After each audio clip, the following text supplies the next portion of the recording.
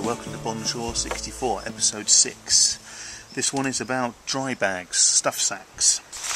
Now, I've got various different stuff sacks and dry bags, and the main use for them is in your rucksack to keep your clothing and your equipment that you need to keep dry. Also, it's to create more space, especially with clothing. I've got various different ones from companies like Trek Mates and a few others, which I'll show you the name now. There we go. Hoopla, Alpkit.com. Now these guys only produce stuff for sale over the internet, so their prices are very low and their products are very good. I've got a few bits and pieces from them, which I'll review some of the stuff at later dates. Now I had the tougher, or the older versions of these particular sacks. These ones are now lightweight, and they're very lightweight indeed. They're very lightweight, very thin. They're made from cordura, which is possibly pretty similar to sort of tent fabric, and you can get quite a lot of these. This one is an 8 litre. They go up to sort of 20 litres plus, and they go down a lot smaller than these as well. Great for putting your clothes into, stuffing them down very low.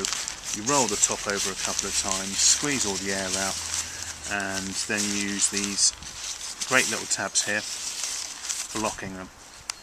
Boom, straight into your bag. Nice little handle at the bottom just so you can pull things in and out, or you can hang them from trees and stuff as well when you've made camp. They're really good little sacks. I mean, more importantly, they keep your clothes dry. They create more space in your rucksack. These ones are particularly lightweight. I actually use one for my sleeping bag as well, to try and keep that dry, because I don't mind my rucksack getting wet. As long as the contents stay dry inside. It needs to stay dry inside. A lot of people have issues. They buy rucksacks that say, this rucksack is waterproof, and they're not. They're going to let water in somewhere along the line. But there we go. These fellas are very good. Another one, this is the 4 litre one. They come in various colours as well, which is very handy for when you're trying to get things out in a hurry. I mean, I normally have my clothes in a blue one, food in a black one, and you just know what you're grabbing when you're grabbing it. But they're cheap as well. They cost you under a tenner a piece, near enough.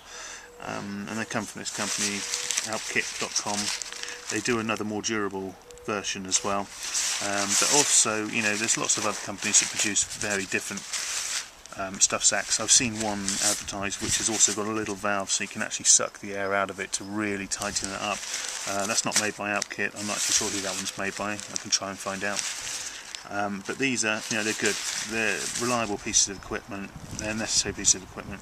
One thing I will say is my tougher older ones.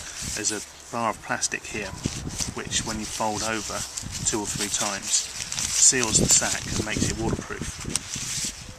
So you can see the bar there. Now when you're squeezing the air out, what I had a temptation to do, especially with my sleeping bag, was to kneel on it and push the air out. And okay, I mean, I used them every day non-stop for about 2.5 months when I was walking the GR10, and the plastic snapped. It's still usable, but you find that it lets the air out slowly. I just think they're still probably waterproof, but certainly in your rucksack it'll be fine. But it's just one thing to notice: when you're squeezing the air out, try to be careful and try to resist from kneeling on the plastic section or pushing on the plastic section, as they will snap. But there we go. There's a couple of dry bags there. Dry bag stuff sacks from Alpkit. Highly recommended, these lightweight ones. They do have more durable versions. They're worth a look at as well.